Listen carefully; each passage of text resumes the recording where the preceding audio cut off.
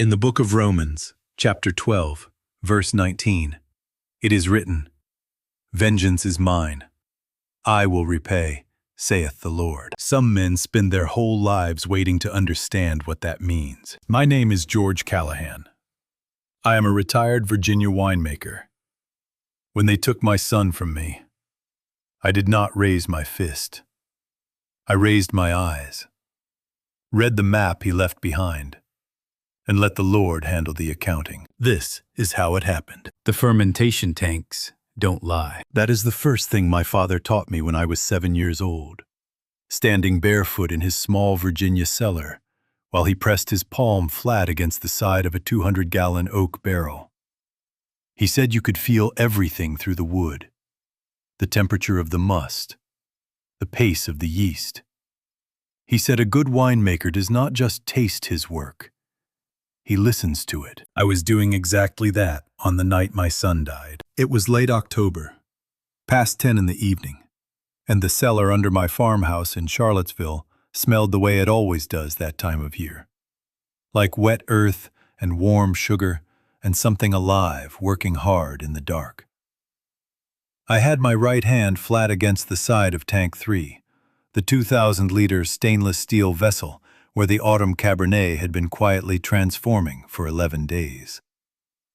The temperature was holding at 68 degrees. The Brix was dropping at the rate it should. Everything was as it should be. Then my phone rang. Something made me pull it from my shirt pocket. The screen showed Charlotte's name, not Patrick's. Charlotte's. Patrick always called before she did. Always. That single small reversal registered somewhere behind my sternum before I even pressed the button. "George." Her voice was the sound of a door clicking shut. Not slammed, just closed, cleanly. "Patrick collapsed at the office this evening. The paramedics worked on him for over an hour." A pause that felt measured and prepared. "He didn't make it." I kept my hand on the tank. "George, are you there?" "Yes," I said. "The hospital is asking about arrangements. I will be handling everything from here. I wanted you to know as a courtesy." One more pause. "I am sorry for your loss." She ended the call before I could speak again. I sat with the phone in my hand for a moment. Then I did something I do not fully understand even now. I called Patrick's number back. It rang twice. Then a voice answered that was not his. It was Charlotte's voice, calm and professional, on an outgoing message that had not existed that morning. "You have reached Callahan Distribution. For matters related to the estate or transition of leadership, please contact Charlotte Callahan directly at..." I ended the call. She had changed his outgoing message. His name was still on the building. His equipment was still running in the fermentation room 40 minutes north. And his body was not yet cold.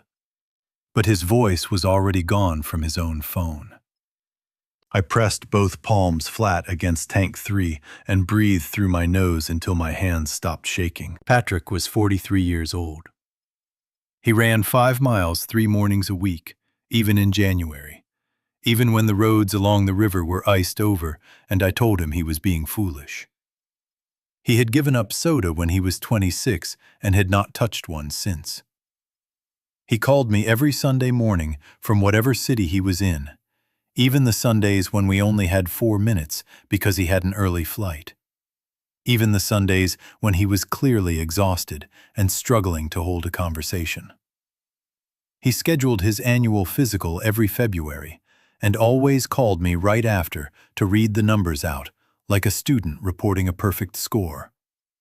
He was healthy in the careful way of men who watched their fathers work themselves into the ground and quietly decided to do things differently. His heart did not simply stop. I knew that the same way I knew Tank 3 was running clean, not from wisdom, from 40 years of paying close attention to things that do not lie. I drove to his facility at 2 in the morning. The parking lot was empty when I arrived, except for a single security light buzzing at the far corner. The side door opened on my second try with the spare key Patrick had cut for me the year before. The fermentation room was at the back of the building. It was spotless, not the ordinary clean of a work shift ending. Equipment rinsed, floor swept, the faint smell of grape must still hanging in the air.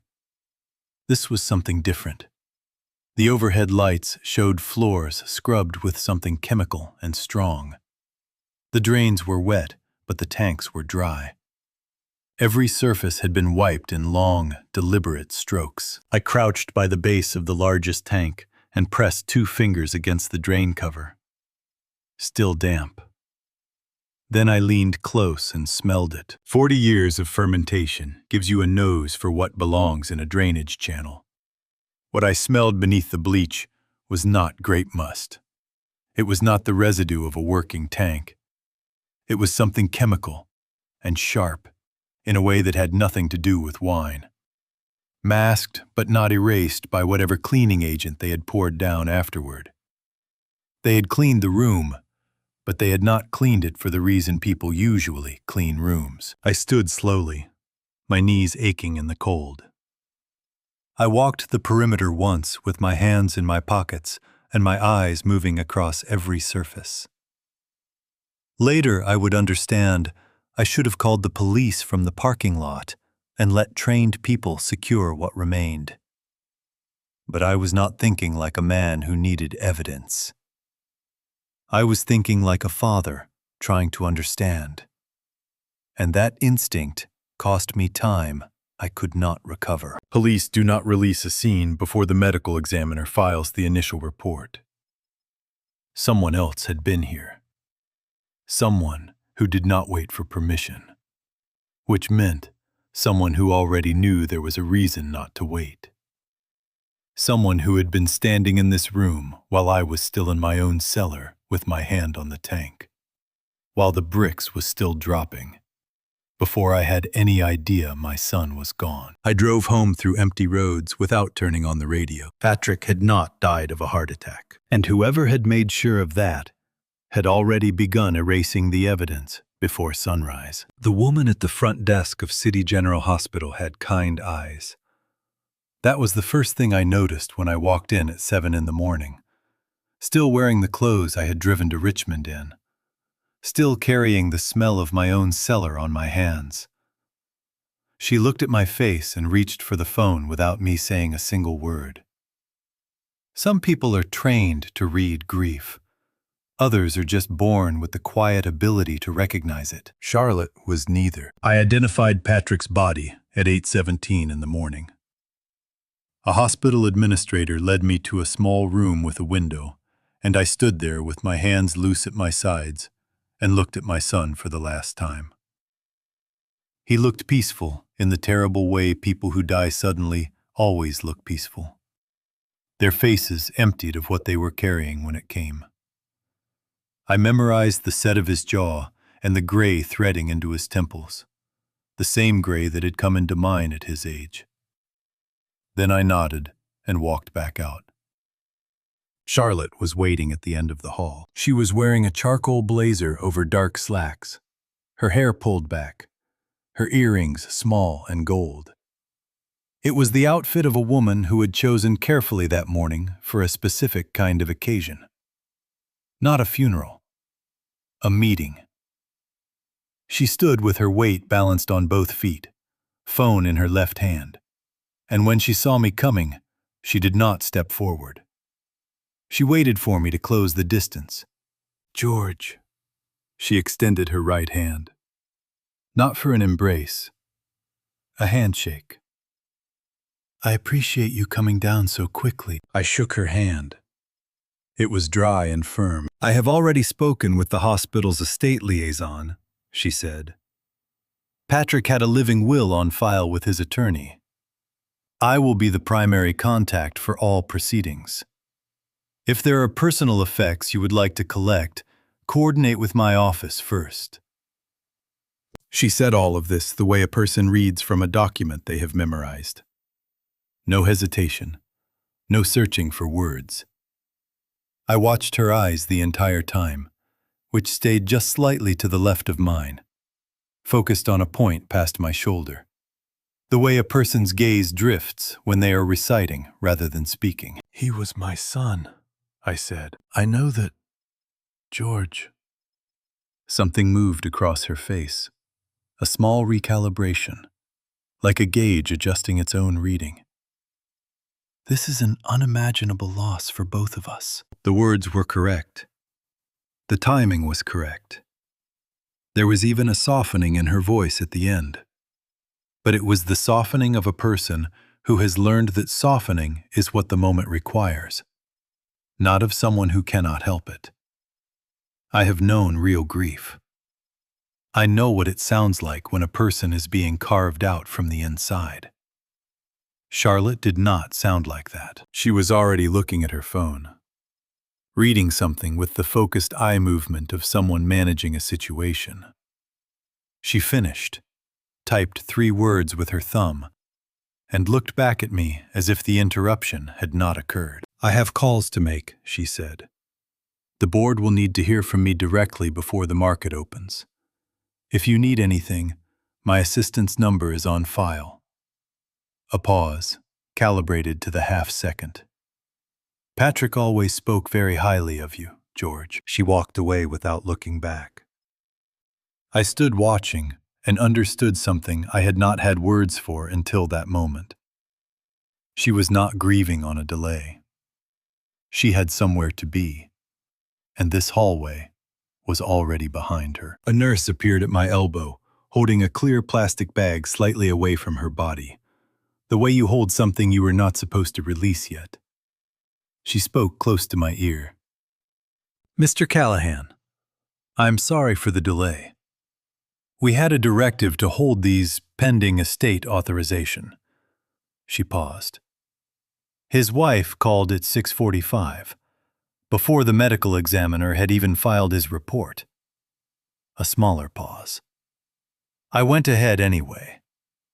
You are his father." She pressed the bag into my hands and stepped back. I carried the bag to the parking garage and sat in my truck without starting the engine. The things a man carries when he expects to come home. I did not open it for a long time. When I finally went through it, I found his jacket, his wallet, which I did not open, and his keychain. I held it for longer than I intended. Patrick had broken his right index finger the summer he turned 16, coming off a bicycle on the hill behind our house. It healed with a slight inward curl at the tip that he never seemed to notice, but that I noticed every time I watched him hold a pen, or turn a key, or sign his name to anything at all, for 27 years. I set the keychain on the dashboard. At the very bottom, tucked into the inside breast pocket of the jacket, where Patrick always kept his pen, was a small piece of cream-colored paper, note card size. His handwriting. I would know it anywhere. From the unsteady block letters of a 7-year-old at my kitchen table to the slanted, compact script of a man who spent his days reading contracts and his evenings in the cellar. 6 words and a number. And on the back, in the same compressed hand, a date. Not yesterday's date. A date from 3 weeks prior. "Dad, your cellar. The 2019 we never labeled." I read it 3 times. Then I turned it over and looked at the date again. 3 weeks. Patrick had been carrying this in his jacket for 3 weeks, looking for a moment to pass it to me. The Sunday calls that ran shorter than usual. The lunch we rescheduled twice. He had been trying to reach me, and something kept getting in the way. My son had been leaving me a map. I sat in that parking garage until the morning light striped the concrete in pale gold. Then I started the truck and drove home. The church was the largest in Richmond City Center, and Charlotte had filled it the way you fill a conference room before a quarterly review. I arrived 20 minutes early and stood at the back watching people come through the oak doors. Men in tailored suits, women with practiced expressions. Patrick had built something real over 15 years. Most of the people who came to bury him looked like they had come to assess what was now available. A young usher checked my name and pointed me toward the fourth row. Not the front, the fourth. I did not argue. I took my seat and opened the printed program. The cover had a photograph of Patrick in a corporate suit, standing in front of the Richmond skyline. On the back, the Callahan distribution logo. I set the program face down on my knee. A man I recognized from a company dinner 2 years prior was sitting in the front row. His name was Leon Harrison. He was Patrick's chief financial officer, mid-30s, with close-cropped hair and the stillness of someone who has been briefed not just on where to sit, but on how to hold his face. What struck me was not who he was, but where he was sitting. That specific pew, third seat from the left end, had been Patrick's seat at this church for 11 years. Every Christmas, every Easter when Patrick came home, that was where he sat. I used to sit beside him.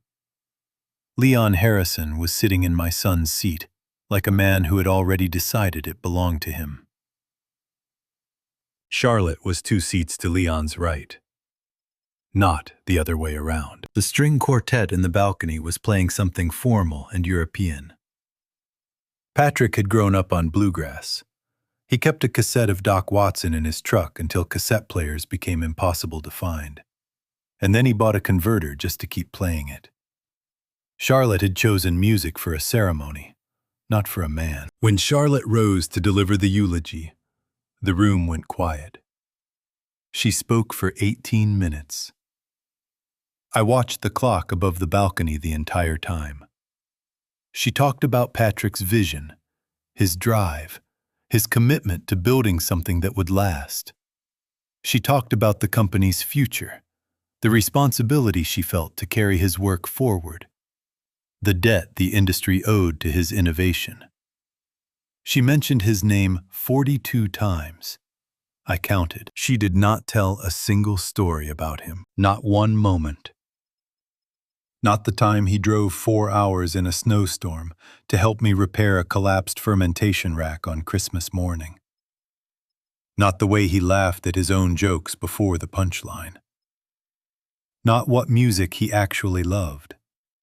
Not one detail that would have told anyone in that room who Patrick Callahan had actually been when no one was watching. She never said the word home.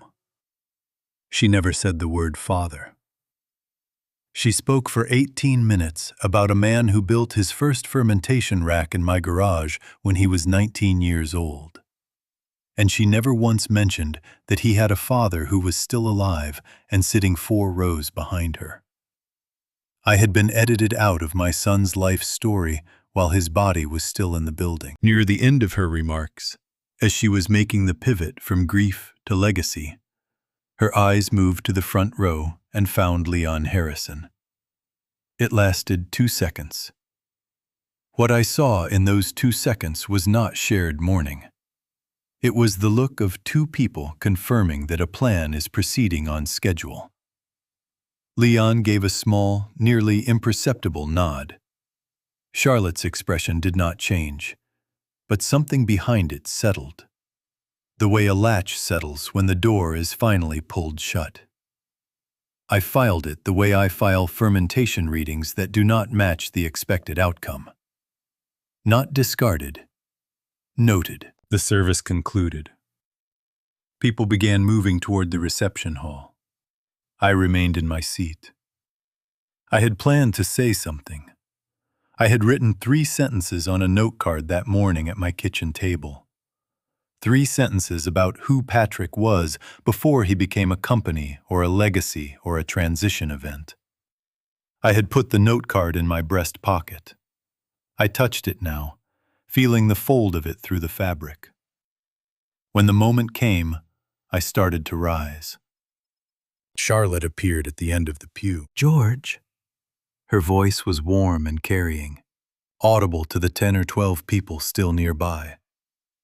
"Please don't get up on my account. You must be exhausted from everything." Let me handle the rest of this. She rested her hand on my shoulder for exactly the length of time that looks like compassion from across a room.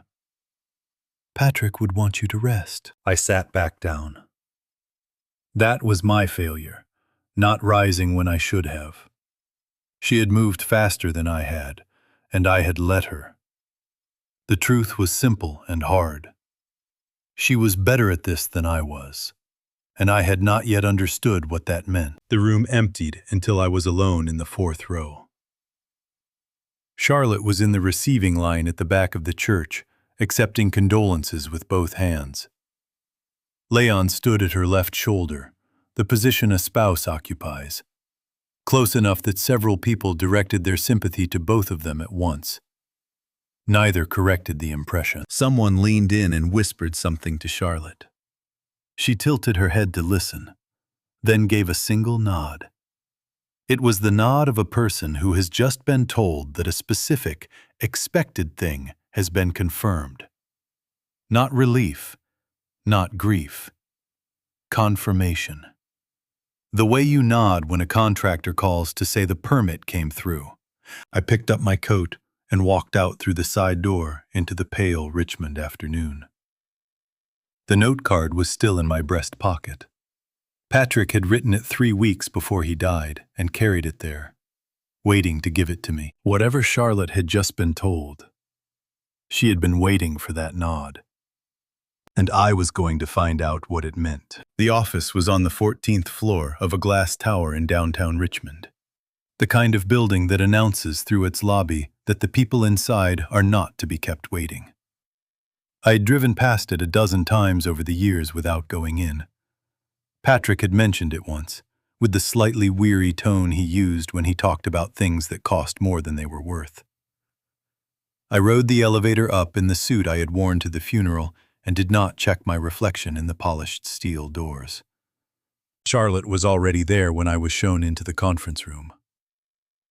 She was seated at the far end of a long glass table, with a glass of sparkling water in front of her and her phone face down beside it. She looked rested, the kind of rested that comes from having slept well, which told me something. She did not stand when I entered. She nodded and let Derek Walsh, her attorney, manage the introduction. Derek was the kind of lawyer who looks like he was assembled specifically for the practice of corporate law. Gray at the temples, custom suit, a handshake calibrated to convey authority without warmth. He offered his condolences in exactly 3 sentences and moved directly to the folder on the table, which told me the condolences were a formality he had completed. Patrick updated his last will and testament 6 weeks ago, Derek said, sliding the document across the glass toward me. It supersedes the trust arrangement he had previously established. Under the updated terms, Charlotte is the sole beneficiary of the estate, including his controlling interest in Callahan Distribution, his real property holdings, and his liquid assets. He paused. He also specifically excluded any prior informal arrangements with other parties. I turned to the signature page without responding. "We understand this may feel sudden," Charlotte said from her end of the table, her voice measured. Patrick was under enormous pressure in his final months. The company's expansion had taken a significant personal toll. He was not himself toward the end. His judgment became affected. "In what way?" I said. She folded her hands. He had become suspicious of people close to him, paranoid at times.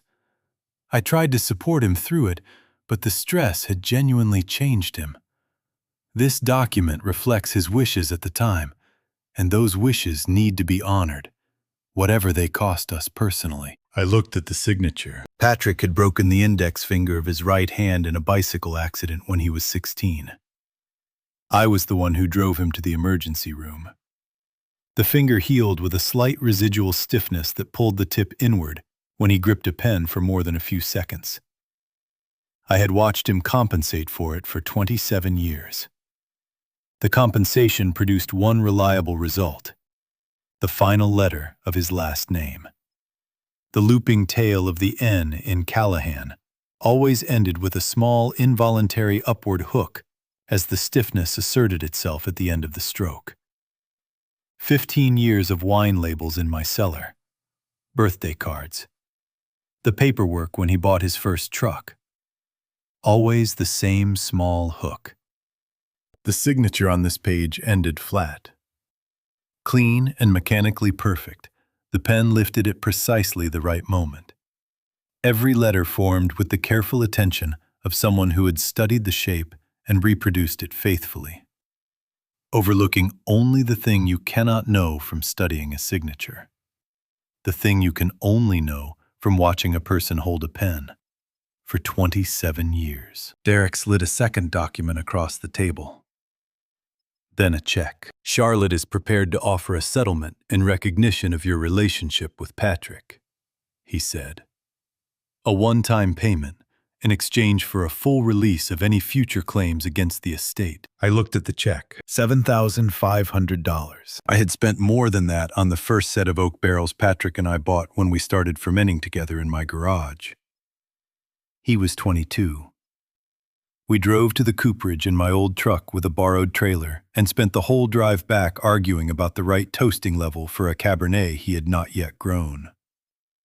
$7,500 was Charlotte's estimate of what that afternoon, and all the afternoons after it, and the 43 years they had added up to, were worth as a number written on a piece of paper.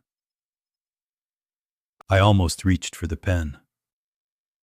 I want to be honest about that. I was tired in a way that had settled into my bones, and the room was cold. And Derek Walsh had the smooth, unhurried confidence of a man who wins the arguments he sits down to have. For one long moment, I felt the weight of it pulling at me. Sign it. Drive home. You are 72 years old and your son is gone, and there is nothing left here worth fighting for. Then I looked at the signature again. At the flat, clean, perfect line where the hook should have been. I set the check down on the table without picking up the pen. I will not be signing anything today, I said. I stood. Derek started to speak. Charlotte's expression shifted one small degree, the first unrehearsed movement I had seen from her all morning. I walked to the door and did not explain myself and did not look back. In the parking garage, I sat in my truck for a while with my hands on the wheel. They had offered me $7,500 to disappear, which meant they did not know about the bottle in my cellar. They did not know Patrick had left me anything.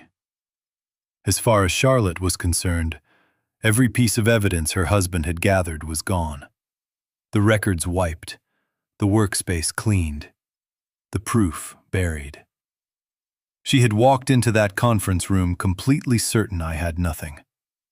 She had just told me, without meaning to, exactly how wrong she was. I started the truck and drove home. I changed out of the funeral suit before I went down to the cellar. Not because it needed to be changed, because I could not think clearly while wearing it. I put on the canvas trousers and the old flannel shirt that smells permanently of oak and fermentation, and went downstairs. I did not go down to work.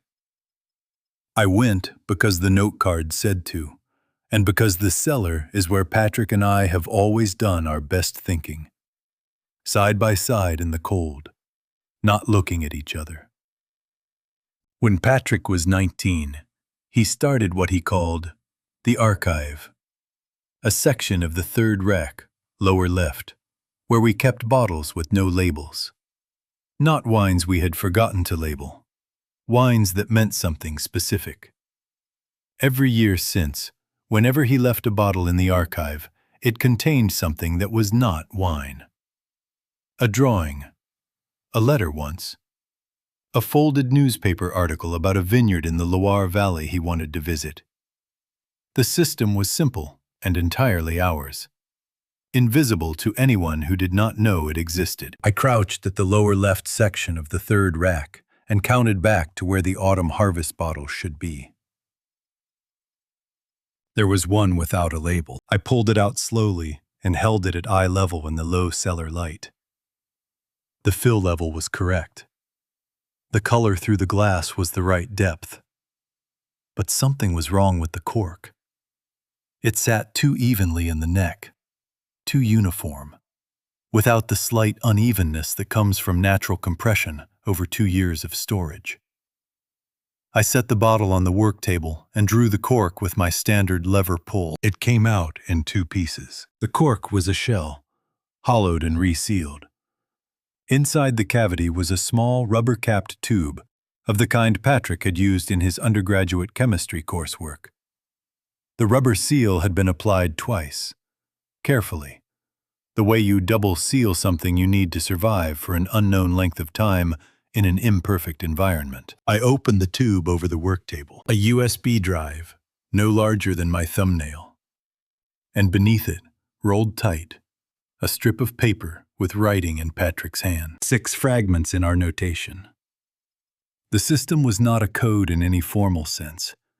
It was a language that had evolved between us over 15 years of standing in this cellar together.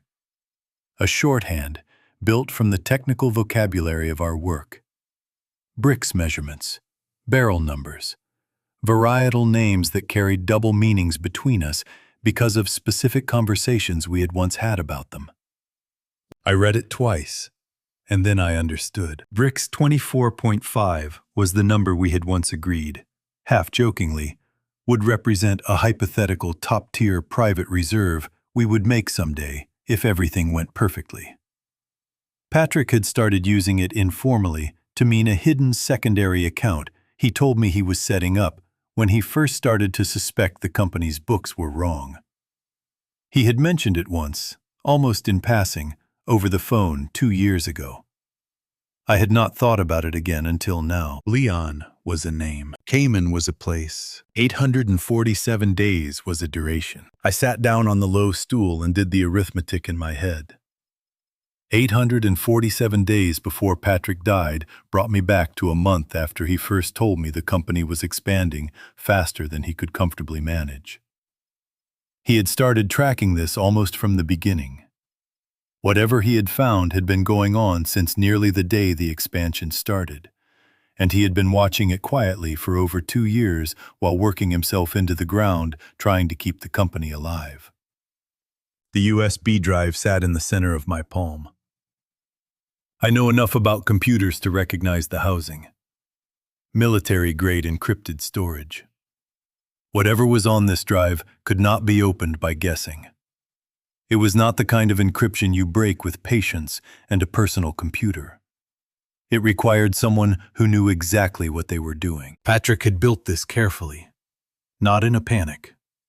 Over 2 years, he had gathered evidence, encrypted it, and hidden a copy in the one place where he knew it would be safe, and where only one other person would ever think to look.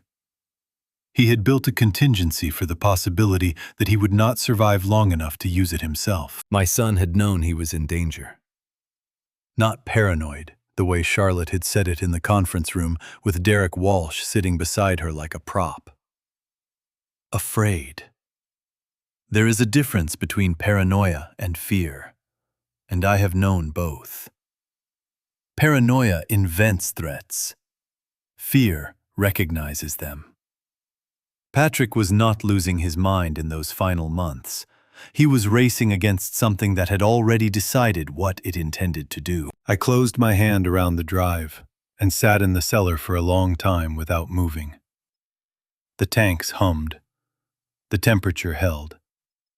The work went on around me the way it always does, indifferent to everything. Then my regular phone rang from the kitchen counter upstairs. I did not move. It rang 4 times, then stopped. A minute later it rang again. I sat in the cellar and counted the rings and did not go up. Charlotte or Derek Walsh, checking that the grieving old man was still compliant, still in place, still unable to cause problems. Let them think I was asleep, or in the yard, or simply too broken to reach the phone. Every minute they spent believing that bought me time I needed. The ringing stopped. The cellar went quiet again. Then I climbed the stairs into the kitchen. I set the drive and the note card on the counter together and looked at them in the fading afternoon light. Then I opened the junk drawer beside the stove and reached to the back of it, past the rubber bands and the dead batteries and the takeout menus from restaurants that had closed. The prepaid phone was there, where I had put it 3 years ago for the hurricane season. I picked it up. It still had a charge. I sat at the kitchen table for a long time, with the burner phone in front of me and the USB drive beside it. Not paralyzed, thinking. Charlotte believed she had won. She had the forged will, the attorney, the board, and the certainty that I was a grieving old man with nothing. She did not know about the bottle, the USB, or the forgery I had walked out of Derek Walsh's conference room carrying in my head. As far as she was concerned, I was an obstacle that had not yet been removed. What I needed was for her to believe I had removed myself. I went outside to the front porch. A woman married to a technology founder would have resources to monitor registered devices. The burner phone would be clean. The evening was turning cold. The yard smelled of the last of the autumn grass and something faintly smoky from a neighbor burning leaves. I stood at the porch railing for a moment, getting the air into my lungs, and thought about what I needed to do. To convince Charlotte I was broken, I had to use the thing that was actually breaking me. The grief was real. I had been managing it the way you manage a fermentation running too hot. Careful adjustments, keeping the temperature from climbing into the range where the whole process collapses.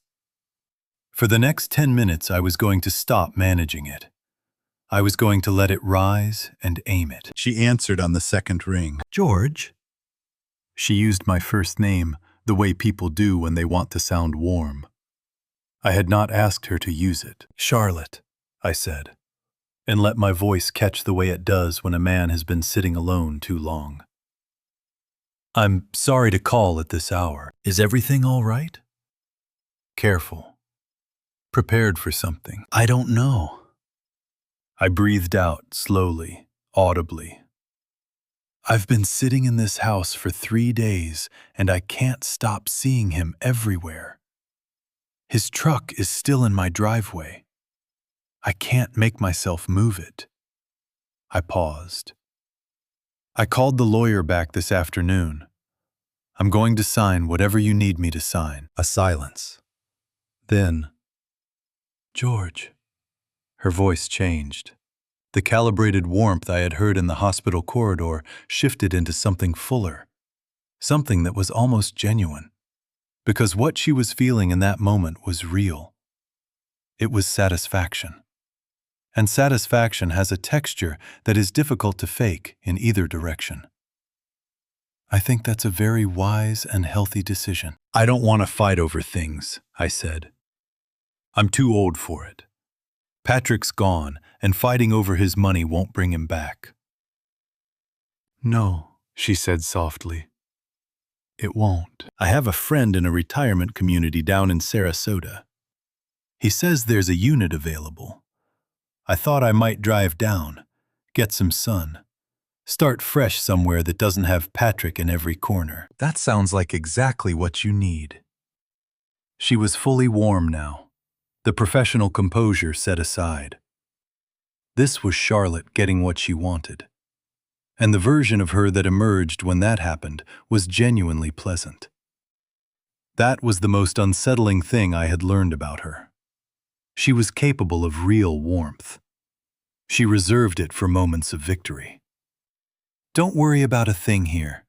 Leon and I will manage Patrick's legacy with the utmost care. You focus on yourself. A pause, and then her voice dropped into something softer, something almost tender. George, I want you to know something. Patrick used to worry about you out there alone. He would tell me, Charlotte, when I'm not around anymore, please make sure my father is looked after. He loved you so much. We, not I, the first time she had used that word to include Leon in anything. And Patrick had never said those words to her. Not those words. Not that way. He would not have used the phrase, "when I'm not around anymore," as if his own death were a scheduled appointment he had already put on the calendar. That phrase belonged to someone who had been thinking about his death as a planned outcome. I let it sit in the cold evening air and said nothing. "Thank you," I said, and made my voice thin and grateful. "I'll be in touch about the paperwork." I ended the call and stood on the porch in the cooling dark. The grief I had used was Patrick's grief. The same grief I had been holding at 68 degrees for 4 days, carefully controlled. I had let it rise and aimed it at a woman who was stealing his company, and now it needed to go back into containment. I breathed through my nose until the heat came back down. I did not feel proud. I felt necessary. The burner phone had one more call left in it. I dialed a number I had memorized 30 years ago and never lost. It rang 3 times. A woman's voice, sharp and alert. "Who is this?" "Ruth. It's George Callahan. I need you to meet me somewhere that isn't either of our houses. Tomorrow morning. Bring whatever you have for analyzing an unknown compound in a liquid sample." A pause. Ruth Ingram had been a food chemist for 38 years. She had the quality of mind that does not require a full explanation before deciding whether to show up. "How bad is it?" "Bad enough that I'm calling on a phone I bought for a hurricane." Waynesboro. East Side. Diner on the main road. 8 in the morning. "I'll bring the portable kit." I said thank you and ended the call and took the battery out of the phone. Inside the kitchen, the USB drive and the note card sat on the counter. Patrick had built this contingency over 2 years, piece by piece, alone. He could not tell me while he was alive, so he arranged to tell me after. I put the USB in my breast pocket, where the note card had been.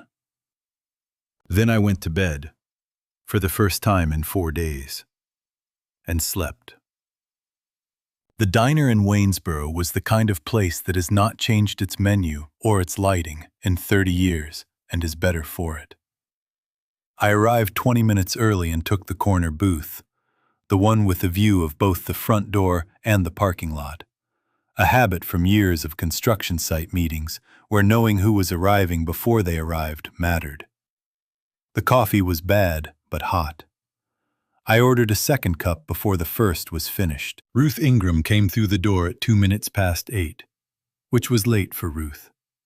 She was 68, white-haired now, still carrying the forward momentum of a woman who has important work and not enough hours.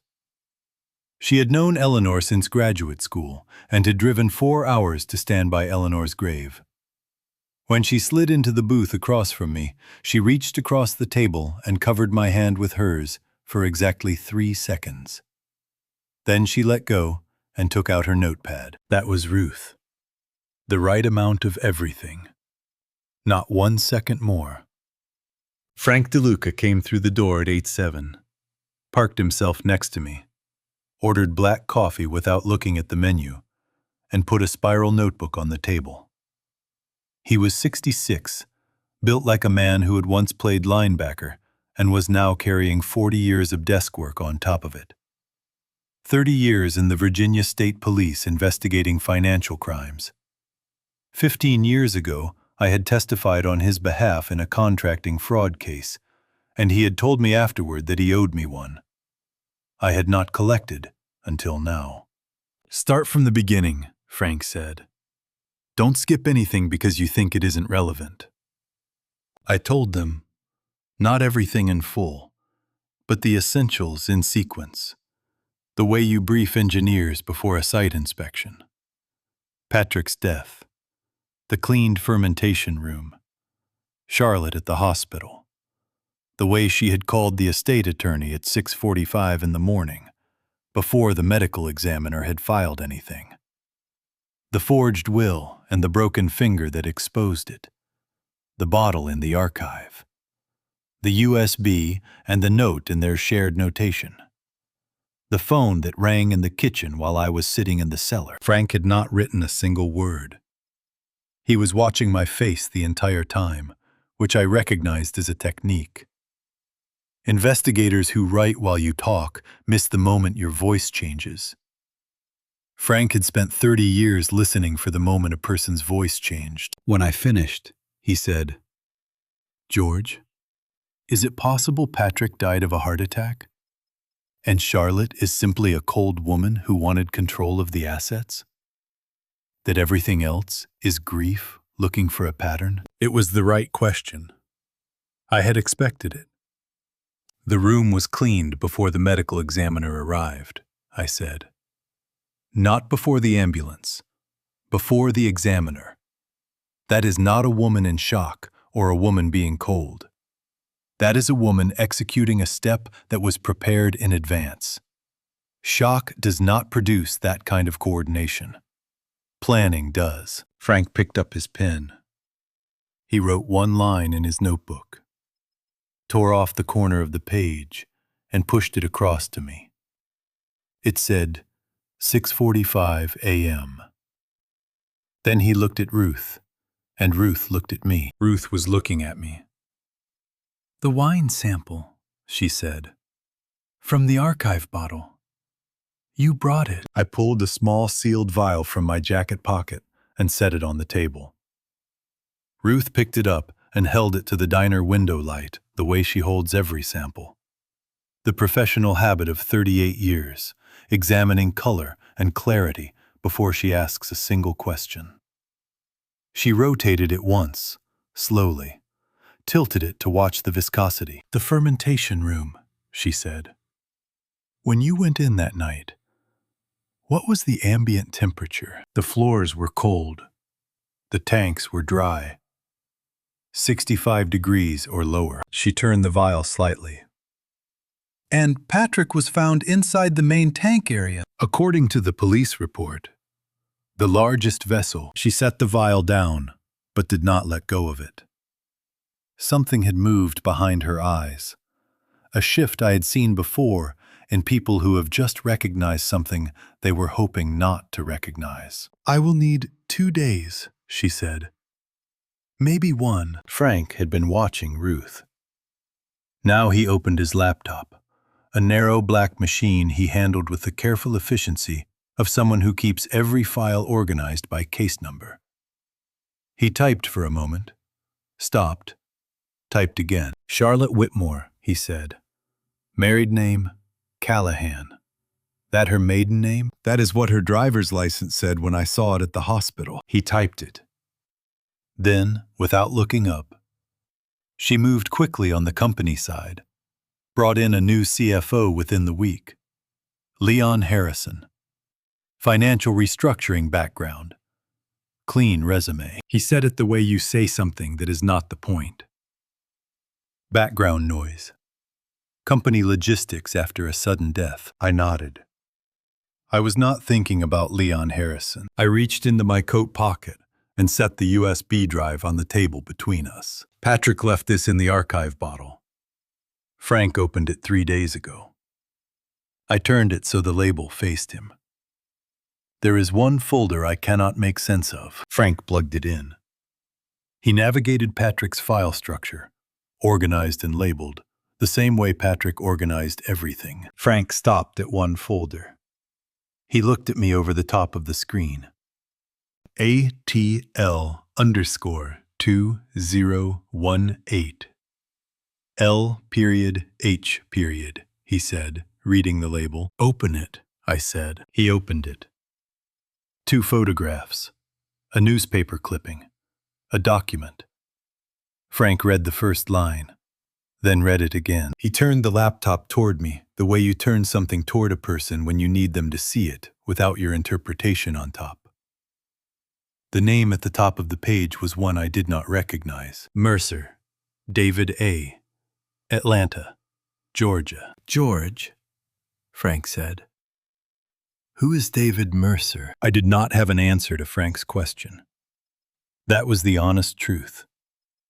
I had spent 4 days assuming that what happened to Patrick was the result of specific greed toward specific money. That Charlotte had seen an opportunity in my son's success and taken it.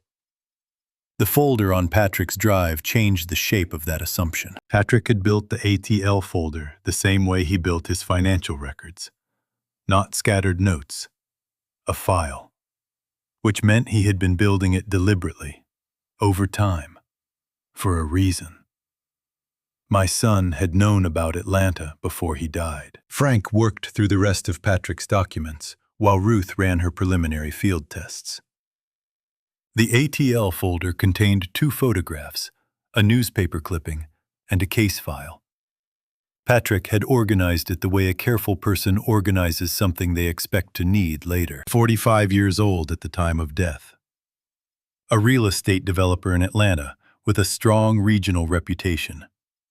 The kind of man other businessmen described in testimonials as a straight shooter. Married Charlotte Whitmore 4 years before his death in a ceremony at a golf club outside the city. No children. No prior marriages for either of them. Frank found a photograph in an old Atlanta Business Chronicle feature, still indexed online. David Mercer was standing in front of a building he had developed. The kind of professional photo that ambitious men in their early 40s have taken when they believe the best years are still ahead of them. He had an honest face, the kind of face that does not know it is being evaluated. I looked at it for a moment, and then I asked Frank to close the window. He died on a rural road north of Atlanta at 2 in the morning. Single vehicle. The car had left the road and struck a tree at high speed. The official finding was that David had been drinking at a business dinner and driven home alone after an argument with Charlotte, who remained at the restaurant. The business dinner had been hosted by a group that included Charlotte, David, and several colleagues. The last person to see David alive, according to sworn testimony, was a colleague who had stayed late at the restaurant with Charlotte until nearly midnight. That colleague had vouched for Charlotte's location, confirmed that David had left alone and visibly upset, and provided a detailed account of the argument that had preceded his departure. That colleague's name, in the Atlanta police file, was recorded as Leon Harrison. I looked at the name. Something settled in the back of my mind, like a stone dropping into water. "Frank," I said, "this morning, you mentioned Charlotte brought in a new CFO after Patrick died. Leon Harrison." Frank looked up from the screen. His expression did not change, but his stillness deepened. "Same name," I said. "Same man," Frank said. He turned the laptop to give me a better angle. David Mercer's business partner. Present for the argument. Last person with Charlotte before David got in the car. And now Charlotte's CFO at Callahan Distribution. He let that sit. George. He was there in Atlanta. I did not say anything for a moment. The diner continued its small business around us. Dishes from the kitchen. Someone's chair scraping the floor 2 booths over. None of it reached me. Leon Harrison had vouched for Charlotte in Atlanta. Leon Harrison was now running the financial side of Patrick's company. I thought about what that meant. I thought about how long it would have taken to arrange. Not weeks. Not months. Years of positioning before the moment arrived. "The insurance policy," Frank said, reading further. $800,000, taken out 8 months before the accident. Investigators noted the timing. Noted the size of the payout for a man at David's income level. Noted that Charlotte had initiated the policy review, not David. He scrolled. Insufficient evidence to bring charges. Charlotte cooperated with every interview. Grieved appropriately. The file says she cried during the second interview and provided a victim impact statement at the insurance company's request. She had practiced that, too. 6 months after the case closed, Frank continued, she sold the house in Atlanta and relocated. 18 months later, she was at a logistics industry conference in Charlotte, North Carolina. He paused, where she met Patrick Callahan. The diner was warm in the way October diners are, a small argument with the season. I was cold anyway. She was 42 when David Mercer died, I said. 4 years of marriage to study him, to understand where he was vulnerable. Then she moved to a new market, new industry, found someone with a growing company and the kind of trust in people that comes from never having been seriously betrayed. Frank did not respond to that. He was reading something else on his screen. George, he said. David Mercer's estate went entirely to Charlotte. No contested will. His parents were deceased. A brother in Oregon who accepted without legal challenge. He looked up. $800,000 in insurance. Approximately $4 million in property and liquid assets. Total take, approximately $4.8 million. Patrick's company was worth $35 million. She had moved up. Ruth had set down her spectrometer at some point during this. She was looking at me now with the expression of a doctor who has finished reading a test result. George, she said, the preliminary reading on the sample is flagging an elevated compound that should not be present in a standard Cabernet fermentation. I will need the full lab run to be certain. But based on what I am seeing, and what you described about the temperature conditions in that room that night, I think someone deliberately altered the chemistry in that tank before Patrick arrived. She paused. Significantly altered it. Enough to cause rapid accumulation of a gas at lethal concentration. The three of us sat with that for a moment. The diner noise continued around us, indifferent. Ruth left at 10:15. She packed her field kit with efficient economy, snapped the clasps, and stood. 24 hours, she said to Frank. Maybe less. She put a hand on my shoulder for a moment, not squeezing, just there. George, call me if anything changes before then. She walked out into the autumn morning. Frank and I watched her go and then turned back to the table. The breakfast crowd had cleared. A woman in her 70s was reading a newspaper in the corner booth. No one was paying attention to two older men over cold coffee, which was exactly what I had counted on when I chose this place. Let me follow Harrison back further, Frank said, and opened his laptop again. I pulled out the USB drive and slid it across to him. Look in the company subfolder first. Patrick organized his own records inside a folder he labeled Operations. It might have what you need. Frank plugged it in and went through Patrick's folder structure. I watched the parking lot through the window and thought about David Mercer. 45 and successful and dead. And about Patrick. 43 and successful and dead. And about the specific distance between those two events in Charlotte's life, and what that distance suggested about planning. George. Frank's voice had a different quality, quieter. When did Leon Harrison become CFO of Callahan Distribution? Charlotte brought him in after Patrick died. Within the week. You said this morning. Frank turned the laptop so I could see the screen. He had found the company's appointment document inside Patrick's own file. The date was in the upper right corner. It was not after Patrick's death. I stood up and walked to the window. Ordinary Tuesday morning outside. The world looked the same as it had looked before I understood what 3 years meant. Leon Harrison had been CFO of Patrick's company for 3 years and 4 months before Patrick died. Charlotte had not moved quickly after her husband's death. She had placed her man inside Patrick's company 3 years before she needed him there. Patrick had found it, had documented it quietly, alone, in a folder on a drive he hid in a wine bottle in his father's cellar. I sat back down. "Keep going," I said to Frank. "The name is recent," Frank said. "Leon Harrison. Virginia records go back about 12 years. Before that, it gets thin."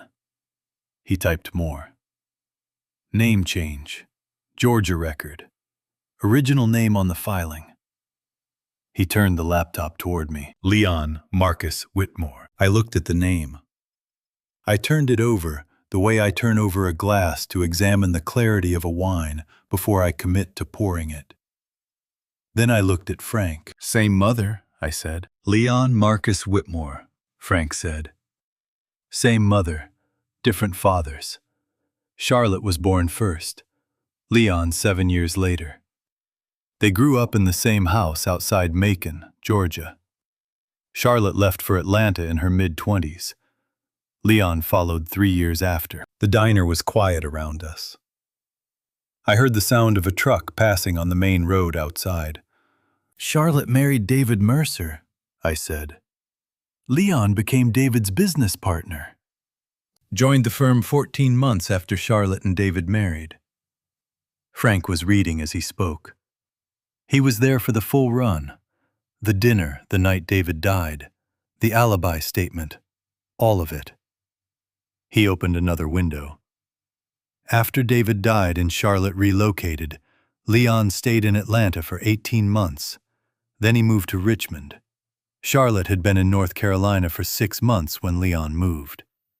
She met Patrick at a conference 2 months before Leon relocated." I understood the sequence before Frank finished.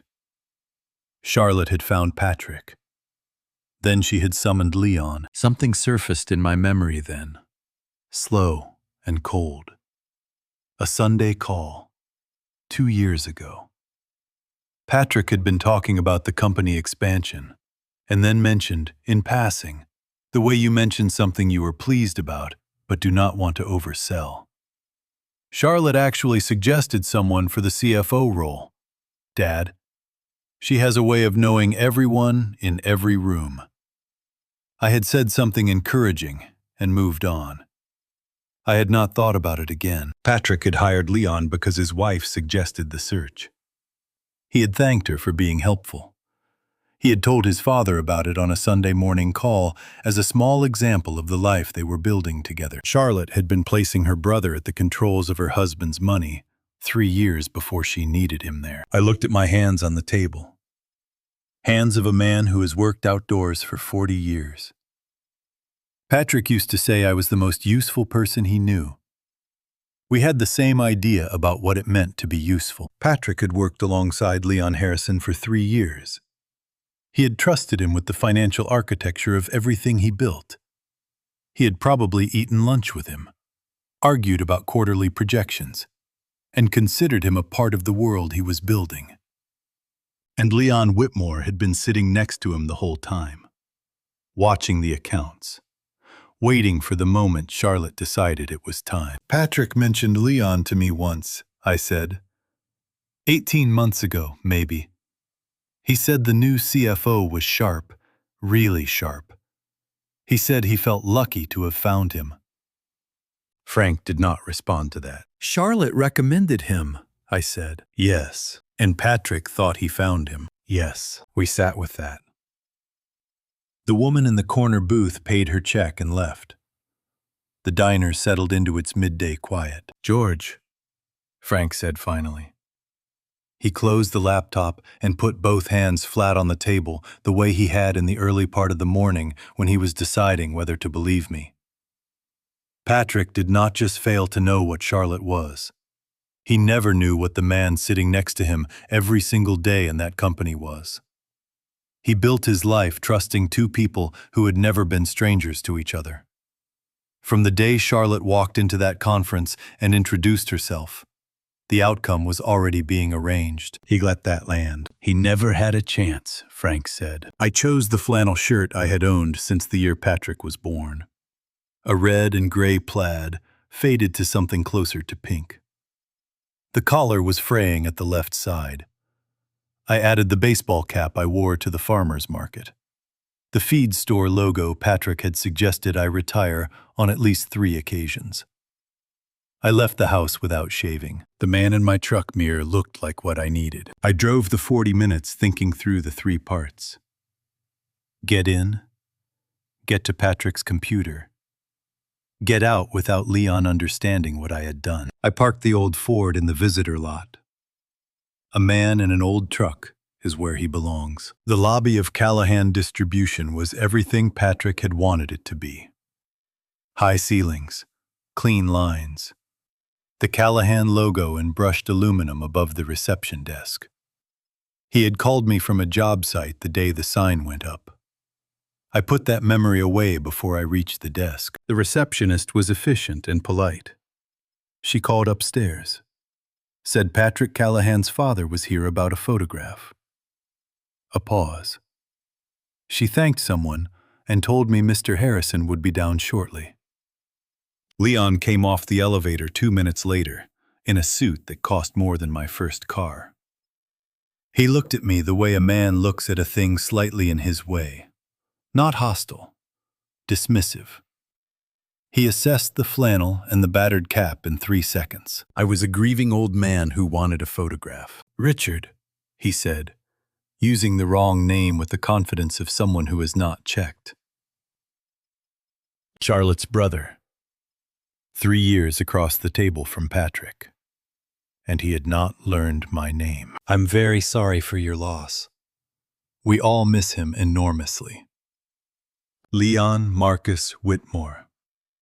I thought he had a new name.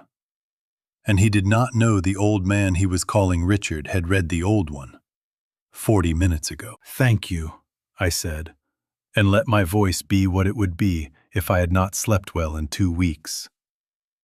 I just wanted that photograph, the graduation one. He kept it on his desk. Leon led me through the main floor and unlocked Patrick's office with a key card. The room smelled of cleaning solution and cardboard. Boxes along one wall. Desk cleared. Shelves empty. 6 years of Patrick's presence. They had begun erasing it before he was in the ground. "Take whatever time you need," Leon said. And I could hear in that sentence that he meant a specific and limited amount of time. He stepped back toward the door. "My knees," I said. "Would you mind if I sat?" I lowered myself into the chair behind the desk. Leon watched and decided it was not his problem, and walked out, leaving the door slightly ajar. The moment I heard his footsteps reach the main floor, my posture changed. I was upright before the echo of his second step cleared. The pen drive in my right hand, uncapped. I located the USB port on Patrick's computer, plugged in, navigated the file structure, and initiated the copy of his personal documents, financial files, and email archive. Then I sat back and went still, listening. The copy ran for 4 minutes and 20 seconds. I counted in my head the way I count barrel rotations in the cellar. At 3 minutes, footsteps crossed the main floor. They moved away. While the copy ran, I looked at what was open on the screen. Patrick's file directory. I found the personnel folder, which Patrick had pulled his own copy of. The way a man saves something he may need quickly. I opened it. Files organized alphabetically.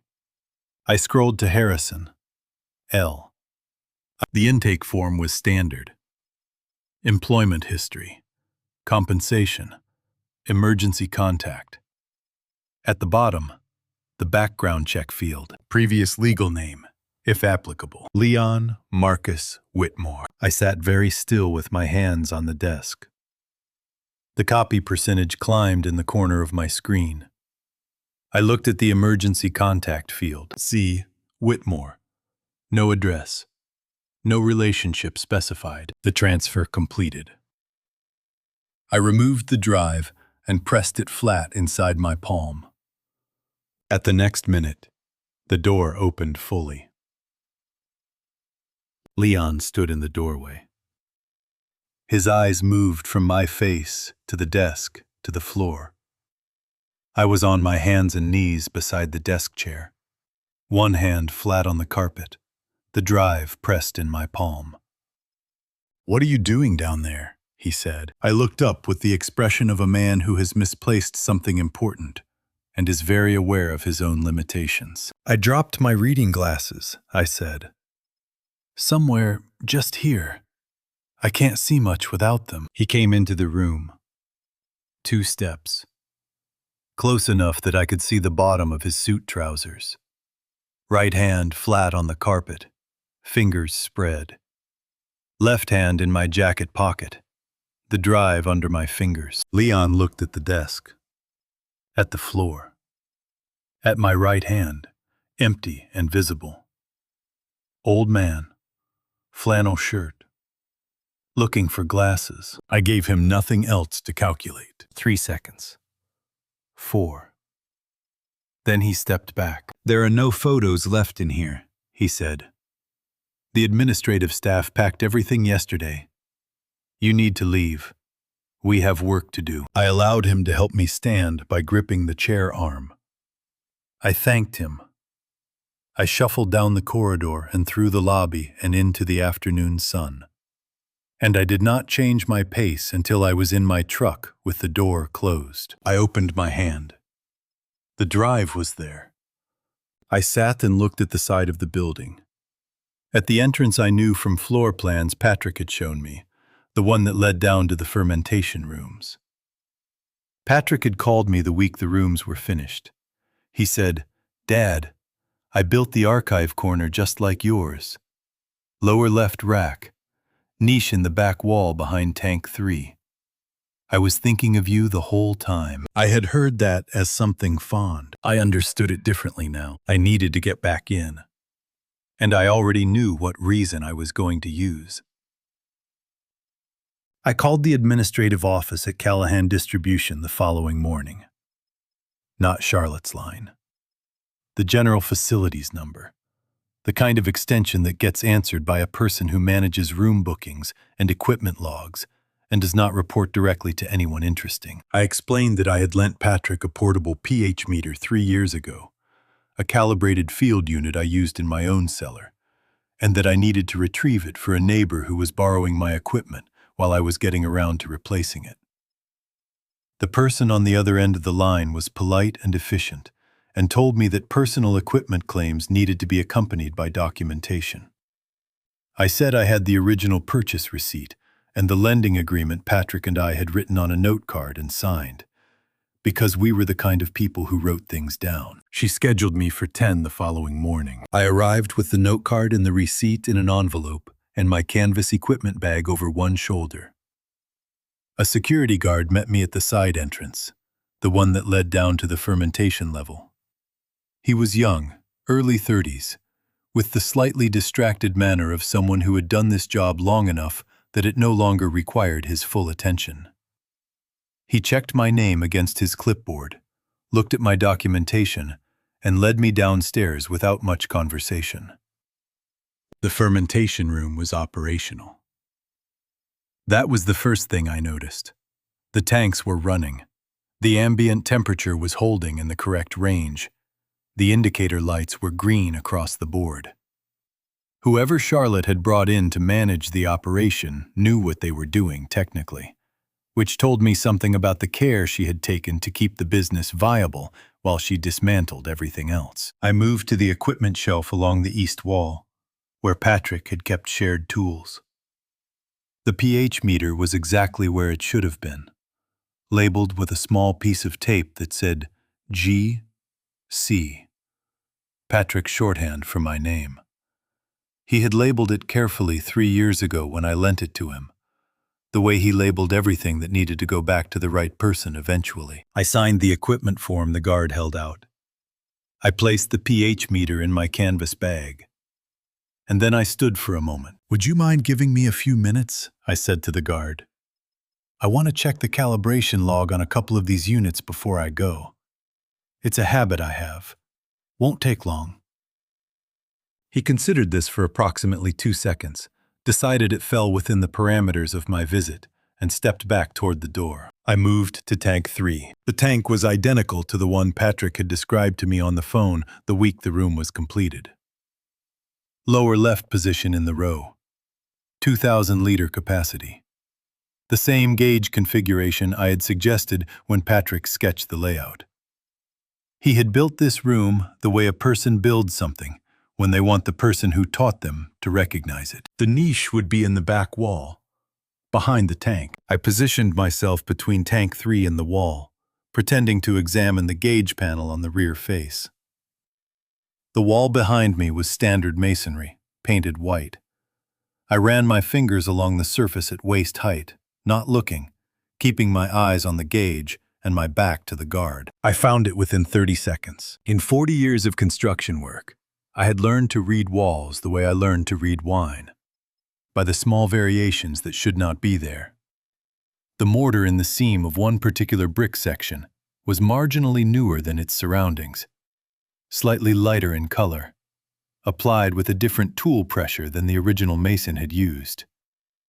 Patrick had opened and resealed this section carefully. He had done a good job, but he had done it himself, not with a professional.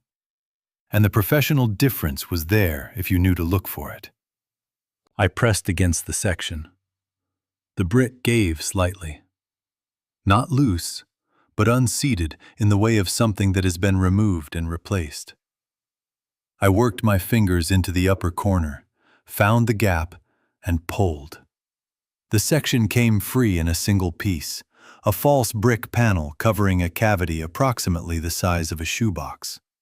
Inside was a plastic bag, sealed twice, held against the back of the cavity with electrical tape. I removed it, felt the shape through the plastic, the rectangular weight of something recording. I placed it at the bottom of my canvas bag, under the pH meter and the signed equipment form. I replaced the brick panel, pressing it back until it sat flush. I turned around. The guard was looking at his phone. I thanked him on the way out. He walked me back upstairs and signed off on my exit form, and that was the end of it. I was in my truck 17 minutes after I had walked in the door. The canvas bag sat on the passenger seat. I did not touch it during the 40-minute drive back to Charlottesville. I kept both hands on the wheel and watched the road and did not think about anything that required more than driving. At home, I set the bag on the kitchen table. I pulled out the pH meter. I pulled out the plastic bag. I cut the outer seal with my pocket knife, removed the inner bag, cut that seal too, and lifted out the camcorder. It was old. The kind of small handheld unit that was common 20 years ago, built to last. The battery indicator still showed green. Patrick had charged it before he hit it. I set it on the table and sat down across from it. I sat there for a long time. Then I reached forward and pressed the play button. A small screen came to life, and my son looked back at me from wherever he had been when he recorded this. And he said, "Dad?" The screen was small, 3 inches across, and Patrick filled most of it. He was sitting in the fermentation room of his company, in the chair he kept beside tank 3, the camcorder propped on a shelf at eye level. Behind him, I could see the green indicator lights of the tanks, and through the small speaker, I could hear the low hum that I knew, the way I knew the sound of my own breathing. He had built his room to sound like mine. He looked older than I expected. Not old, just older than the last time I saw him in person, 7 months before he died. The lines around his eyes had deepened. His hair had more gray than I remembered. He was wearing a dark flannel shirt, multi he almost never wore.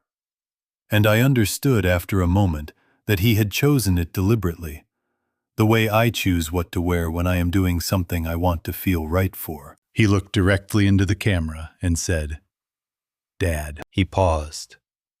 He took a breath. Then he said, "If you are watching this, then something happened to me that was not an accident. I need you to know that first, before anything else. He explained the fraud methodically. Leon Harrison and Charlotte had been diverting funds through a network of fabricated vendor accounts, routing capital through shell entities in the Cayman Islands. He had discovered the discrepancy 14 months ago and had been gathering documentation since. The full evidence was on the encrypted USB he had left in the archive bottle at my cellar, and on a backup drive he would describe in a moment. Then he stopped. He looked at the camera for a second in a different way. Less like a man briefing an attorney, and more like a man trying to figure out how to say the next thing. I want to explain about the last year, he said. About why I was not calling the way I used to. He told me that Charlotte had told him, early in the period when I had started to notice the distance, that I had mentioned to her I needed space, that I was working through some things from Eleanor's passing and did not want to be pulled into conversations about the company. He had believed her because it sounded like something I might say, and because he did not want to pressure me. She told me each time I mentioned calling you that she had spoken with you and that you were doing fine and just needed quiet, he said. I should have called you directly. I should have trusted that you would tell me yourself if you needed space. I did not, and I am sorry. That is my failure, not yours. He said he had tried to reach me in the final 2 months. He had called 41 times. Each time, Charlotte had told him I was not taking calls, or was sleeping, or had asked not to be disturbed. He had left messages on the old answering machine at my house, not knowing whether I received them. 41 times, he said, quietly, looking slightly past the camera lens. I kept thinking you would call me back, that something would break through. I should have driven out there. I should have just shown up at the door. He looked back at the camera. The hard drive is in the niche in the back wall behind tank 3. Same configuration as yours at home. You will find it. In my jacket pocket, the one hanging in the office closet on the left side. There is a sealed envelope with the account routing codes for the offshore transfers, and beside it, a film canister. He paused. The pills, Dad. My blood pressure medication. For 2 months I have been dizzy, short of breath, exhausted in a way the medication is supposed to prevent, not cause. I started to think the pills themselves were wrong. So I stopped taking them from the bottle in the bathroom and kept the last of them in that canister. Get them analyzed. I believe she changed what was in them, slowly, over time. I could not prove it before I ran out of time. I am asking you to prove it for me. He was still for a moment. Then he said, I know this is a lot to put on you. I know you are living quietly, and this is not what you were supposed to carry at this point in your life. He smiled, a small and tired and entirely true smile. But you are the most useful person I know, he said. You always have been, and I trust you more than anyone alive. He looked at the camera one final time. I love you, Dad. Everything I could leave you, I already have. I am sorry I did not find a way to say this while there was still time. The screen went dark. I sat in the kitchen for a long time, the camcorder on the table, the house very still. I did not go over the facts. I had the facts. I sat with the reality that my son had spent 2 months trying to reach me through a wall Charlotte had built between us, and that I had been on the other side, not knowing it existed, waiting for a call she had told me not to expect. I got up and walked out onto the porch. The night was cold and clear, the kind of Virginia October clear when the humidity drops and the stars become a different category of visible. I stood at the railing with my hands on the wood and looked at them. A verse came to me, not from habit, not from performance, from somewhere older than either of those things. Eleanor had quoted it once, not as a comfort, but as a promise. "Vengeance is mine, saith the Lord. I will repay." The Lord had chosen an old winemaker as his instrument for this repayment. I supposed he knew what he was doing. I went back inside and picked up the burner phone. Frank answered on the second ring. "I have everything I need," I said. "It is time." Leon Harrison came to my house on a Tuesday morning, which I had not expected and did not like. I was in the yard when his charcoal sedan pulled onto the gravel. He got out in a suit and stood looking at the farmhouse, the vineyard, the old truck, taking inventory the way a man does when he is pricing something. Then he walked toward me with a smile that did not reach his eyes. "George, Charlotte mentioned you were planning a move to Florida. I wanted to see if we could help with the transition." He had driven 40 minutes to ask what he could have asked by phone. He had come to look at me, to see whether the broken old man was a problem. I gave him the broken old man. I rounded my shoulders. I told him sorting through Patrick's things was harder than expected, that some mornings I could not make myself do anything at all. I let my voice thin at the edges, and I watched him decide I was exactly what he had hoped. "Take all the time you need," he said, in a tone that meant the opposite. He looked once more at the house. It would be a shame for anything to complicate what should be a clean, simple process. Patrick would have wanted things kept simple. He let that sit. "You understand." "I understand," I said. He left. I stood in the yard until the dust settled back onto the road. He had come to measure me, decided I was harmless, and buried a warning under a condolence, the way Charlotte buried everything. My phone rang 10 minutes later. "Ruth, I have the full analysis," she said. "Can you come to Charlottesville? I would rather do this in person." I drove to her home laboratory behind her house, which smelled of reagent chemicals and old wood. She poured 2 cups of coffee and placed a printed report between us. "The compound in the wine sample is calcium carbide," she said. "Very low concentration, well below any level of concern for drinking the wine, but detectable under analysis with absolute confidence." I looked at the report. The numbers were Ruth's territory, not mine. "Walk me through what it does," I said. "In solution, calcium carbide produces acetylene gas.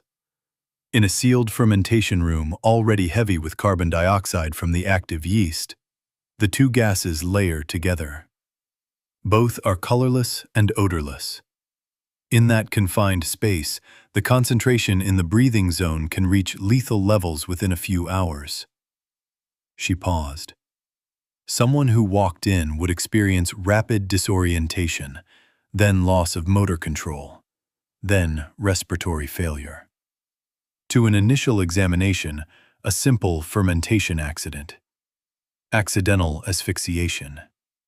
It happens. It happens. 2 words that had closed the investigation. Patrick sampled the must earlier in the day, before the concentration built, I said. "Most likely.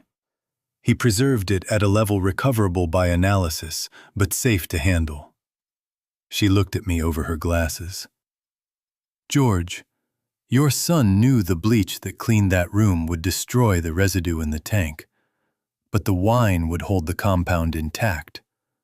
Wine keeps what water would have lost." Patrick had learned that from me.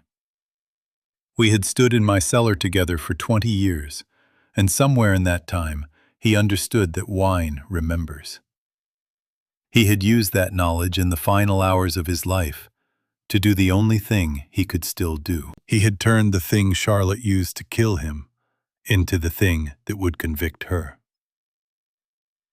"There is more," Ruth said. She opened a second folder. "The pills your son left with the routing codes. I ran those too." I had given them to her 3 days earlier, the ones Frank retrieved from Patrick's office closet. His prescription was a standard blood pressure medication. What is in these capsules is not. Someone emptied the originals and refilled them with a vasodilator at several times a therapeutic dose. Taken daily over weeks, it produces exactly what your son described: dizziness, shortness of breath, chronic fatigue. To a doctor, a man simply working too hard. I sat very still. She was not relying on the tank alone, I said. No. Ruth's voice was quiet. The medication weakened him over weeks. By the night he walked into that room, his body had far less capacity to withstand a sudden loss of oxygen than a healthy man would have had. The pills made him fragile. The gas finished it. And if the gas had failed, the pills would have caught up with him, and it would have looked like heart failure. She looked at me. She built 2 roads to the same place. Your son was meant to die no matter which one he walked down. I thought about Patrick running 5 miles 3 mornings a week. A man who had done everything right with his body, quietly poisoned by the woman who handed him his medication. This is admissible, I said. With proper chain of custody. Yes. The wine, the pills, all of it. Ruth removed her glasses. But George, the chain of custody begins with you. You found the bottle. You explained the notation. In court, you will walk a jury through every step. She looked at me steadily. You are not a peripheral witness. You are a primary one. You understood the evidence because you taught Patrick the language it was written in. What else do we need? I asked. The wine tells us what was in the tank. The pills tell us how long she had been at it. Neither tells us who carried the carbide into that room, or when. She closed the folder. We have the what. We still need the when and the who. They believed it was over. They believed the old man was packing for Florida. I drove home, and somewhere on the interstate my phone rang. Frank. George, he said. I found something in Charlotte's records for the day Patrick died. You need to come see this. It changes when all of this started. I met Frank at his house an hour after his call. He lived in a quiet neighborhood on the south side of Charlottesville, in a brick rancher with a detached workshop where he kept his investigative files from 30 years of this work. The workshop had a long folding table, a locked cabinet, and better coffee than the diner in Waynesboro. Tell me the timestamp, I said. Frank set a printed sheet on the table and put his finger on the number. 9:47 in the morning, he said. I did not say anything. I sat with that number. 14 hours before the ambulance call. 14 hours before Charlotte telephoned me, with a voice like a door clicking shut. She had been sitting in that travel agency on the morning she already knew what the night would bring. The agency, I said. Where? Richmond. Commercial Street. Mid-sized independent office. The kind of place that still has a storefront because some clients prefer to sit across from a person when they make expensive plans. He slid a second sheet across. The agent who handled the booking was named Sandra. She remembered Charlotte because Charlotte knew exactly what she wanted and did not need to be upsold on anything. What did she book? I said. 2 first-class seats. Maldives. Departing the following Friday. Frank paused. She paid in cash. Sandra noted it in the file. And she bought travel insurance on both tickets. I sat with that for a moment. Comprehensive travel insurance. The kind that refunds if something unexpected prevents the trip. Patrick died at 11 that evening. The second name, I said. Frank turned the receipt so I could read it myself. Charlotte A. Callahan. L. Harrison. I set my coffee down without looking at where I was setting it. Leon Whitmore, traveling under his Harrison alias, booked on the flight beside his sister. Not in a separate cabin, in the adjacent seat. I had known since the office visit, since I had seen C. Whitmore in the emergency contact field of Leon's personnel file, that these two were connected by blood. But reading their names on a ticket purchased the morning of Patrick's death, the same morning Leon had been in Atlanta playing alibi witness for Charlotte while David Mercer left a restaurant alone, made the arrangement visible in a way the cold facts had not. They had been doing this together a long time. "One more thing," Frank said. He turned to laptop. "Phone location data, Charlotte's personal cell, the morning Patrick died, for 5 and 7. Her phone was near the Callahan distribution building on the south side of Richmond." He tapped the screen. "The building does not open until 8. She was there before anyone else. She had gone to introduce the compound, then gone home and taken herself to a travel agency to book a vacation." Where is she now? I asked. "Running the company. Shareholder meeting next week. Talking to the board about permanent leadership transition." Frank looked at me. "She is behaving like a woman who has already won. As far as she knows, the only loose thread is an old man packing for Florida. And her brother drove out to confirm that thread is harmless." So Leon had reported back.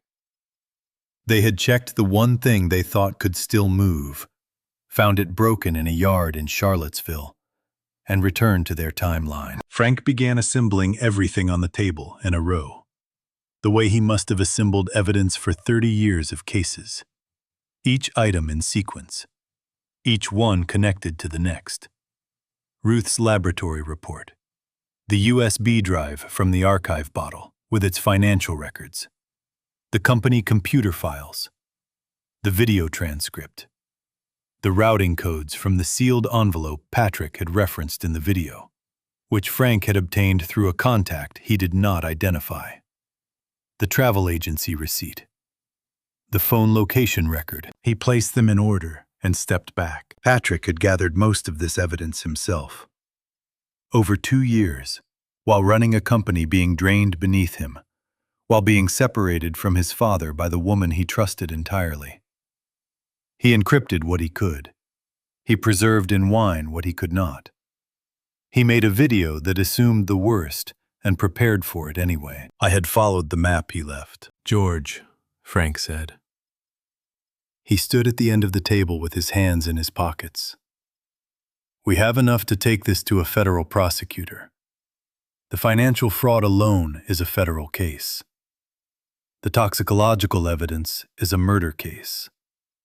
The premeditation evidence, the phone location, the travel booking, the prior death of David Mercer in Atlanta. These establish pattern. A good prosecutor can build a wall out of this that Charlotte and Leon cannot get through." I looked at the row of documents on the table. "There is something I need to ask you," Frank said. "Every piece of evidence on this table has a chain of custody that runs through you. The bottle you found in your cellar, the sample you brought to Ruth, the niche you located in the fermentation room, the company computer files you copied, your testimony about the notation system you and Patrick shared." He looked at me steadily. "In a federal case, your credibility is inseparable from the evidence. A defense attorney will come at you. They will suggest you fabricated the archive system, that the notation was invented after the fact, that you had your own motives for pursuing this." He paused. "Are you prepared to stand in a courtroom and carry all of this in front of a jury?" I looked at the table for another moment, at the printouts and the drives and the lab report. Patrick had built his company over 15 years. He had done it quietly, without drama, one careful decision at a time. He had done it because I had taught him that the only things worth building are the ones you intend to last. "Yes," I said. I can stand in a room and explain what my son built. Frank nodded once. He reached for his phone. Then let me call the right people, he said. The FBI's Richmond field office was on the 6th floor of a federal building downtown, 2 blocks from the courthouse where Patrick had defended a contract dispute 7 years ago. I had sat in the gallery that day, watching my son navigate a room full of lawyers, and had come away thinking that he had acquired from me a kind of patience that served him well in formal proceedings. I thought about that as Frank and I rode the elevator up. The agent assigned to receive us was named Carla Voss. She was mid-40s, compact, with the specifically attentive manner of someone who has spent years listening to people present complicated things and has learned to evaluate the credibility of the presenter as quickly as the content. She shook my hand and Frank's without warmth or coldness, which I took as professional, and led us to a conference room with a table, 4 chairs, and a one-way window that looked into a smaller room. Frank laid out the evidence package in the order we had organized it. The laboratory report from Ruth with the calcium carbide finding and her professional credentials. The chain of custody documentation showing how the wine sample had been obtained, transported, and analyzed. The USB drive from the archive bottle with the financial records Patrick had compiled. The copies of the company computer files I had obtained from Patrick's office. The transcript of Patrick's video, which Frank had typed and I had reviewed for accuracy. The travel agency documentation with the receipt, passenger names, and the purchase timestamp. The phone location records. The corroborating information from the Atlanta case, including the Leon Whitmore birth record and the name change filing. Agent Voss did not take notes during the presentation. She read each document as Frank placed it down, taking the time she needed, and set it aside. She asked 3 questions, each one precise. The first was about the archive bottle. She asked whether anyone other than George had touched it between Patrick placing it in the cellar and George removing it. I said no. She asked how I could be certain no one else had accessed my cellar in the intervening period. I told her that I had been living in my farmhouse for 34 years and could account for every person who had been in that space. The second question was about the video. She asked whether it had been recorded continuously or whether there were any gaps in the recording that would suggest editing. Frank had checked this during the decryption process. The video was a single, uninterrupted file with a timestamp embedded by the camera's internal clock. She nodded. The third question was about the calcium carbide purchase. She asked whether we had been able to trace the purchase of the compound itself. Frank said he had a lead, an industrial supply company in Northern Virginia with a suspicious transaction on a card linked to a shell entity, but had not completed the trace. She wrote one thing in her notebook, then and only then. "We can complete that trace," she said. She placed the documents in a single neat stack and looked at me. "Mr. Callahan," she said, "the forensic evidence is the foundation of the murder case. The wine sample, the laboratory analysis, the provenance of the sample within the fermentation room. Your testimony is what makes it admissible." She paused. "You would be testifying not just as the person who found the evidence, but as a qualified lay expert in fermentation chemistry. Your 40 years of experience in the field would be relevant to establishing what the calcium carbide would do in that specific tank environment, and why your son would have known how to collect and preserve the sample the way he did." She looked at me steadily. "This is not a minor commitment. Defense counsel will challenge your qualifications and your motivations. Are you prepared to serve as an expert witness in a federal murder trial?" I reached under the table and lifted the canvas bag I had carried into the building. I set the archive bottle on the conference table between us. The bottle with the hollow cork, the sealed tube, The note inside in Patrick's handwriting. Still intact, exactly as Patrick had arranged it. Patrick built this evidence over 2 years, I said. He built it the way I taught him to build things. Carefully, with an understanding of what might come, and with enough patience to do the job correctly.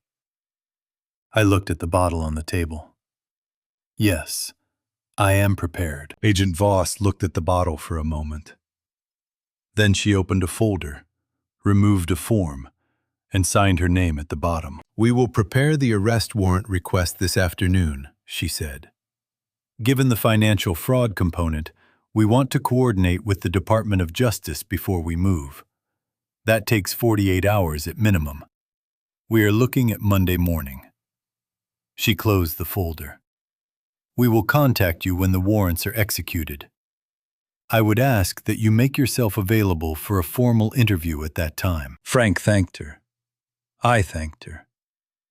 She shook our hands again with the same even professionalism and showed us back to the elevator. In the lobby, I stopped at the building directory, a column of federal offices and case numbers that meant very little to me and a great deal to the people involved in each one. By Monday, Charlotte's name would be in a file here. Leon's name would be in a file here. The case Patrick had spent 2 years assembling, in isolation, while being slowly taken apart by the people closest to him, would be in the hands of people who knew what to do with it. I had carried the map he left me to the only place it needed to go. Frank held the door. I walked out into the Richmond afternoon. The air was cold and tasted of November. I had not noticed the seasons changing while all of this was happening. They had changed anyway, the way everything does, regardless of what is happening to the people standing in the middle of it. Monday.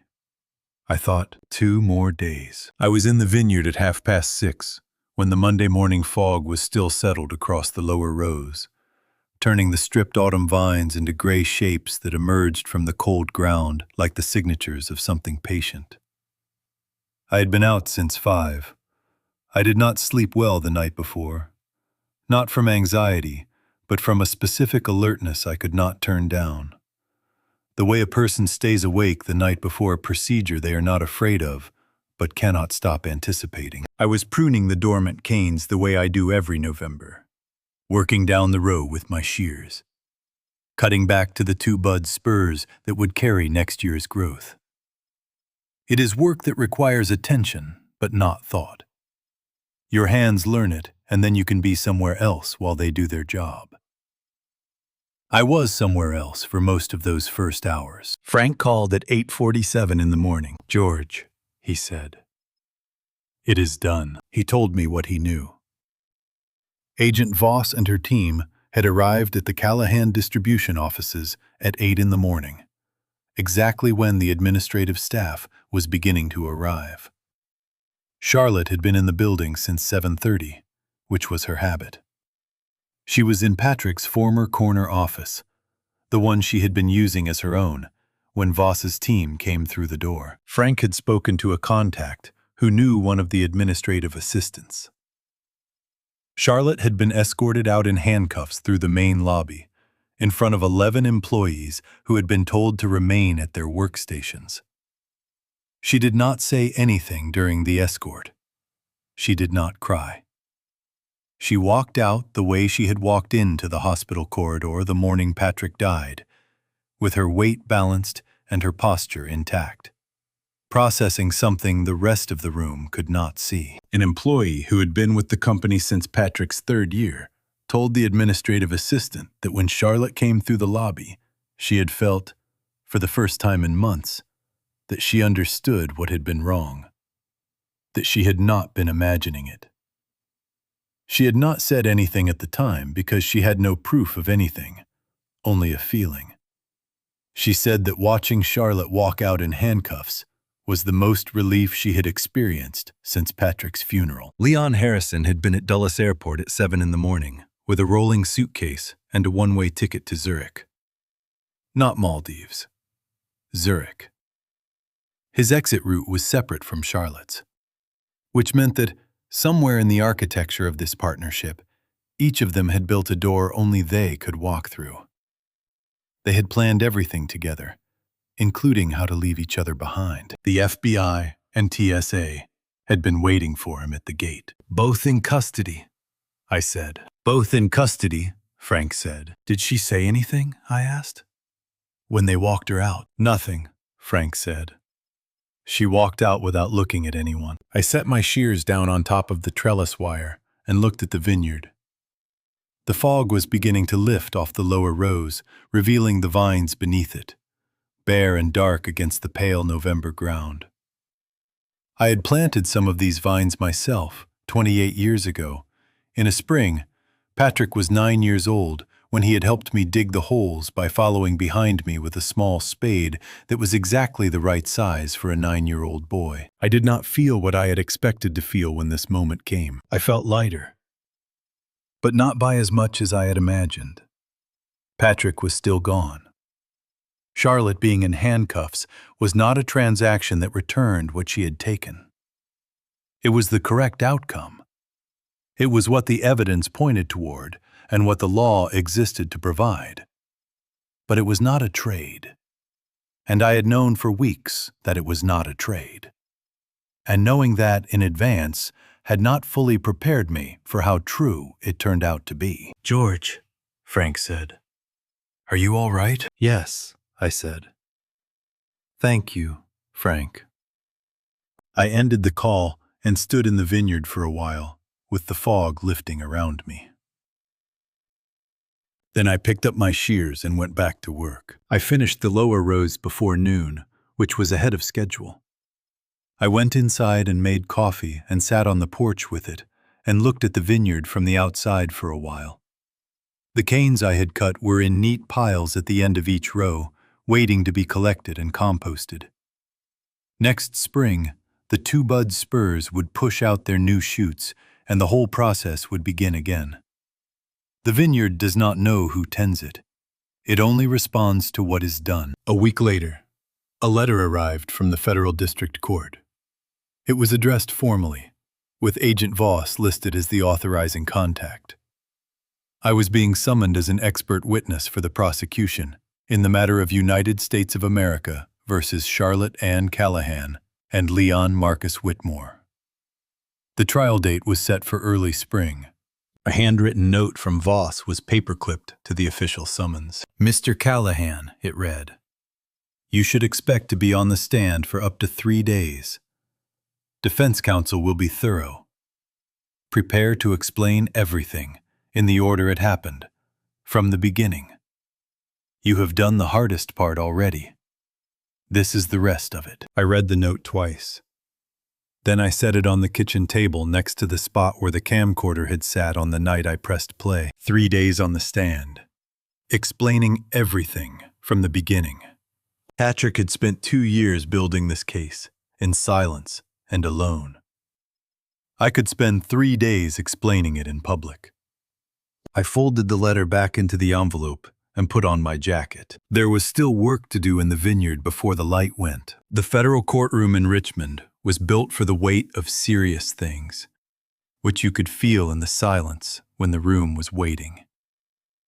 I had worn the same dark suit I wore to Patrick's funeral on each of my 3 days on the stand. It seemed right. My 3rd day of testimony fell on a Wednesday in late February. The prosecutor, a methodical man named Ellison, who asked his questions in a sequence that built like a well-designed structure, had spent the first 2 days walking me through the physical evidence, the archive system, the bottle, the notation, the niche, the camcorder. He had been thorough, and I had been accurate, and the jury had been attentive in the way of people who understand that what they are hearing will matter long after they leave this room. On the 3rd day, the defense attorney took over. Her name was Catherine Marsh. She was composed and had clearly studied what I said in the previous 2 days, looking for angles. I did not dislike her. She was doing her job, which was to create doubt.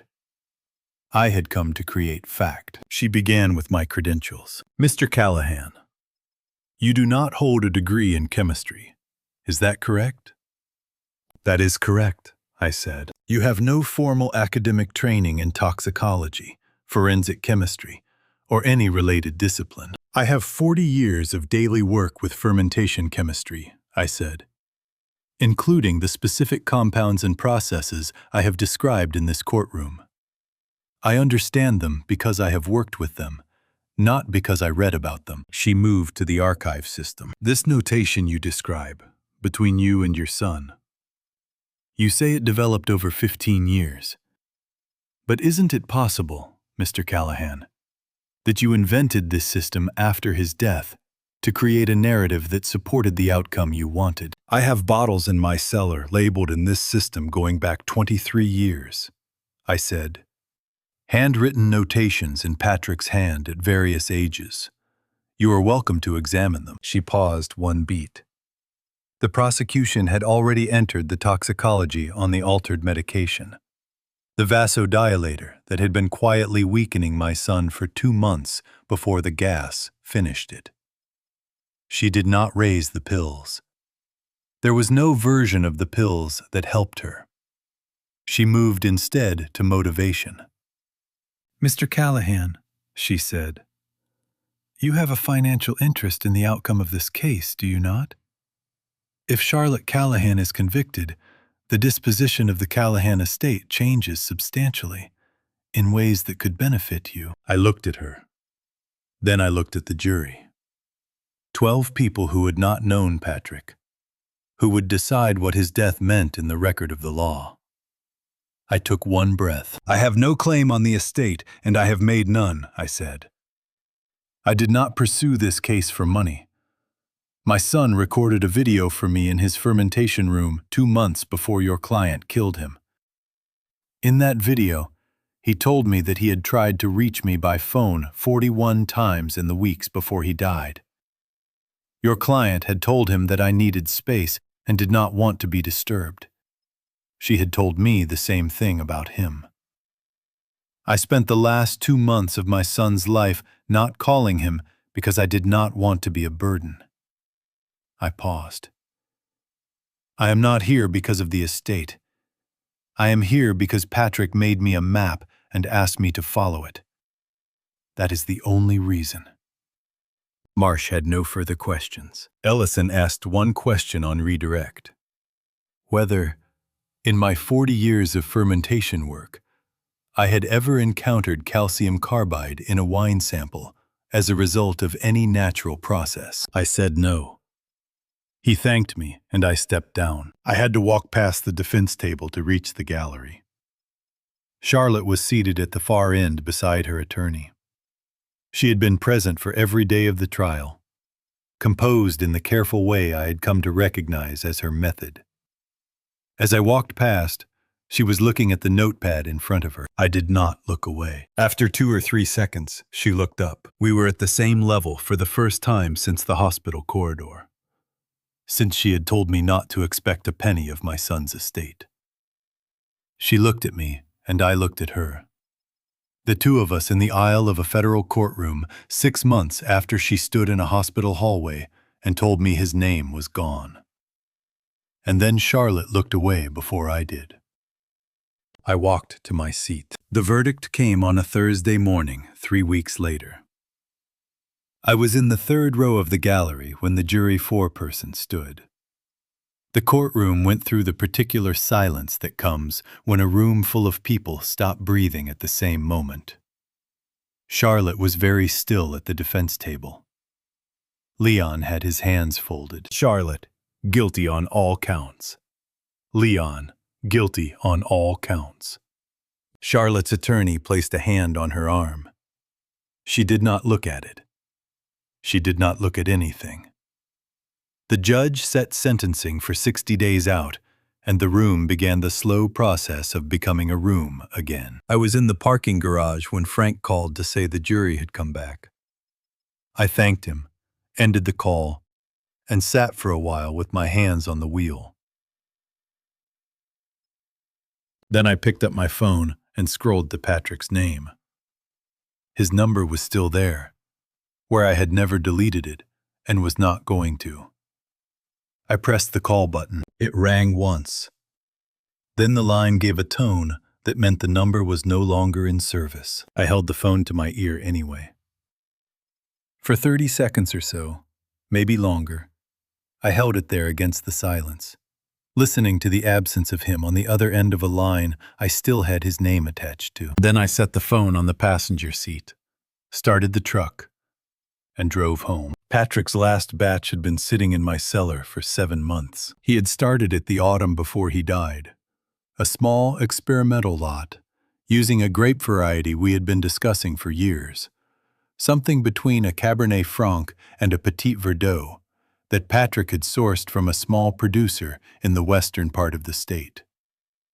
He had brought the must down to my cellar in October, and we had started the fermentation together, as we had started so many things together over the years, side by side in the cold with a glass of something else in our hands, talking about what this one might become. When he died the following spring, the batch was still in process. I had kept the temperature steady and the progress steady and the records the way Patrick would have kept them, because a fermentation in process cannot wait for grief to finish its own work.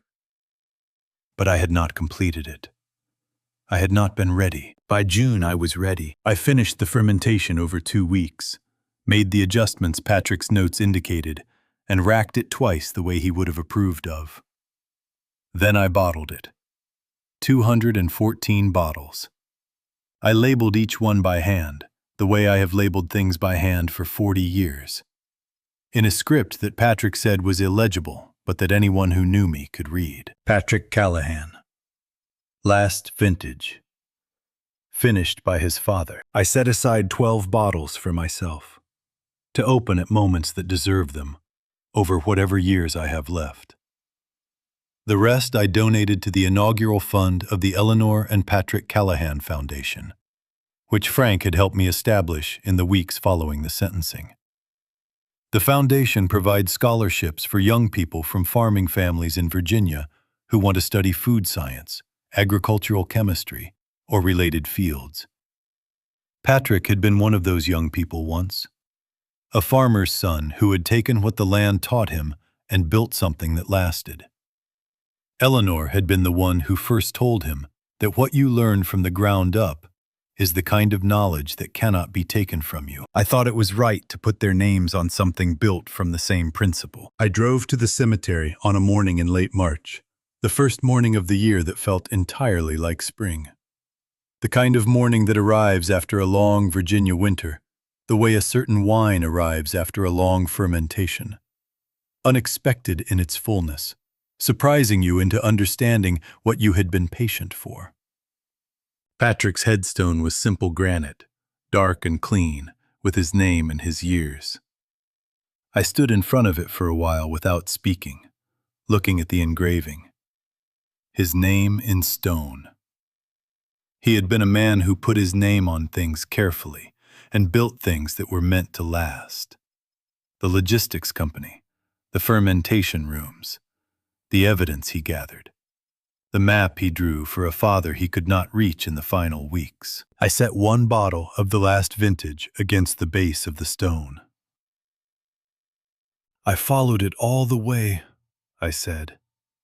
Every step. I stayed for a while longer. Long enough to tell him about the foundation.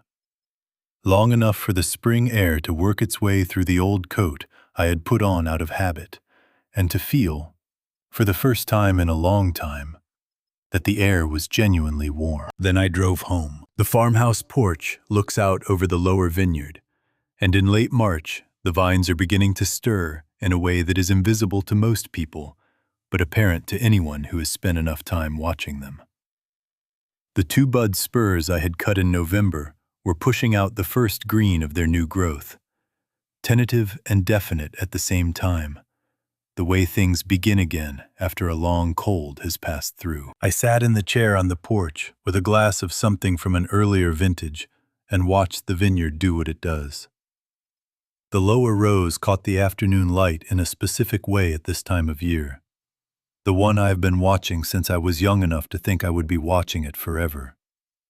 And lately, I have understood that watching it as long as I have is close enough to forever for any man's purposes. I have never been a man given to public declarations. I am a man who works and watches and tries to do the right thing when he can see clearly what it is. Eleanor used to say that was enough. She was a woman who believed in God with a specificity and a warmth that I sometimes envied and never fully shared. But I have come to understand, in the years since Patrick died, that God does not require fluency. He requires only that you follow what is right when you can see it. He will handle the accounting himself. He has been doing it long before any of us arrived to complicate the matter. Patrick left me a map. I followed it.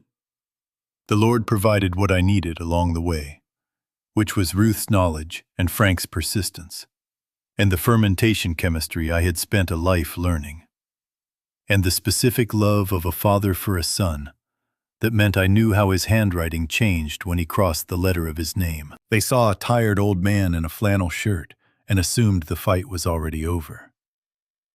But a man who spent 40 years teaching a vine to survive frost and drought and blight knows one thing above all else. The roots you cannot see are always the strongest. The ones that go down before anything comes up. The ones the cold cannot reach. The ones that hold. If this story found its way to you, pass it on. Not because of what was won, because of what was worth protecting all along. Patrick built something real. It is still standing. And so am I.